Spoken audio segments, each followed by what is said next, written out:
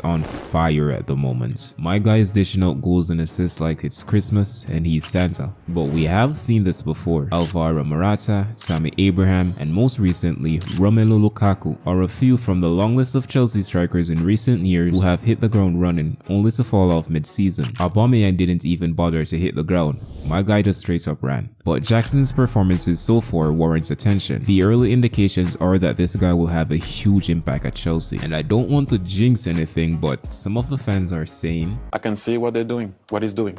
I can see it, I feel it. He's cooking. So the question is Nicolas Jackson the answer to the crisis that Chelsea have faced in recent years with strikers? Is Jackson's Chelsea's next Didier Drogba?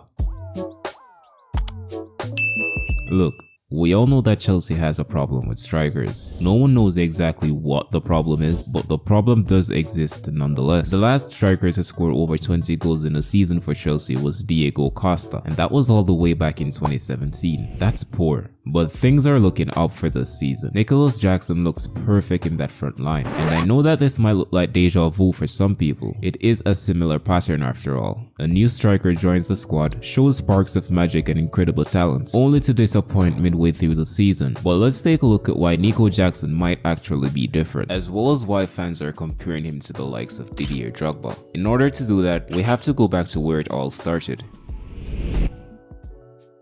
Jackson was born in Gambia, but has ties in Senegal where he was later raised. At the age of 16, he began playing for local team ASC Telen, and he quickly climbed the ranks and started to make a name for himself. Pretty soon his talents were getting noticed, and he was approached by Casa Sports, a top division club in Senegal football. Jackson joined Casa Sports and was a part of their first team in the 2018-2019 season. He started playing mainly as a wide player before switching to a more central role later on, and after stacking up man of the match performances, he had the eyes of European clubs on him. Ultimately, it was Villarreal that made an offer, which Jackson gladly accepted and was assigned to their youth team in September of 2019. Jackson didn't have the best of start to life in Spain, and he struggled to adapt to the style of football. So on the 5th of October 2020, he was loaned out to Segunda Division team Mirandés for the upcoming season. He made his first professional debut 13 days later, coming on as a second half sub for Antonio Caballero. He scored his first goal on the 28th of November in a 1-1 draw against CD Castellón, but this would prove to be his only goal for that season. After completing his disappointing loan spell in the second division, he was assigned to Villarreal's B team in the third division.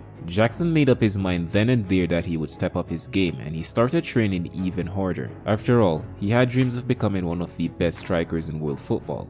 And here he was in the third division of the Spanish league. The results started to show almost immediately as he scored 7 goals that season that helped his team to achieve promotion to the second division. His efforts did not go unnoticed as well, as he made the first team and got his La Liga debut shortly after in a 2-0 win over Real Betis. Things were looking up for him and he started to make a name for himself, but the 2022-23 season is where things really took off for him. On the 13th of August, he scored his first goal in La Liga, scoring the opening goal and helping his team to a 3-0 victory. 13 days later, he was officially promoted to the first team, proof that his hard work was paying off, and other clubs in Europe also noticed. In the January transfer window, Villarreal agreed to a €22.5 million deal from AFC Bournemouth for the signing of Nico Jackson, but Jackson failed the medical due to a hamstring issue and the deal later fell apart. After returning to action in March, Villarreal was having struggles with injury, and so Jackson got his time to shine in the front lines. He went on a monstrous run of form, scoring 9 goals within the months of April and May, a feat that would earn him the Player of the Month for the month of May. Overall, he scored 13 goals and got 4 assists in the 26 games that season,